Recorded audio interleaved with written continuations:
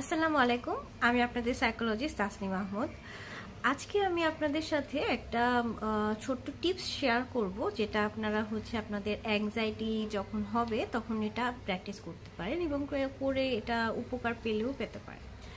জিনিসটা এরকম, ধরেন আপনি দিনের একটা সময়, সেটা হতে পারে দিনের মধ্যবর্তী কোনো সময় বা দিনের শেষ ভাগে, সন্ধ্যার পর পর আপনি একটা সময় বেছে নেন যেখানে 10 থেকে 15 মিনিট আপনি নিজেকে দিবেন এবং এই সময়টাতে আপনি আপনার যেই থটসগুলো আপনাকে খুব বদার করছিল সারাদিন ধরে, সেই থটসগুলো একটু লিখে রাখবেন এবং সেই থটসগুলো লেখার পাশাপাশি আপনি একটু সেই থটসগুলোর পাশের কলামে একটু লিখে রাখবেন যে আসলে থটসটা কি অতটা যুক্তিযুক্ত কি যুক্তিযুক্ত না।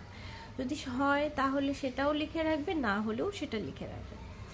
এভাবে করে আপনি যখন নাকি আপনার থটসগুলো একটা কাগজের মধ্যে লিখে রাখতে পারছেন দিনের বেলা, একটা দিনের একটা সময়, তখন দেখবেন যে আপনি আসলে বুঝতে পারবেন যে সারাদিন আপনাকে যতটুকু এই জিনিসগুলো বদার করছিল, এই অ্যাংজাইটিটা আসলে অতটা প্রাধান্য পাওয়ার বিষয় না।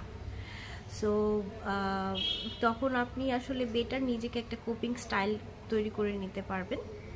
আশা করছি আপনারা সবাই ভালো থাকবেন, এই কামনাতে ভিডিওটা শেষ করছি। আল্লাহ হাফেজ।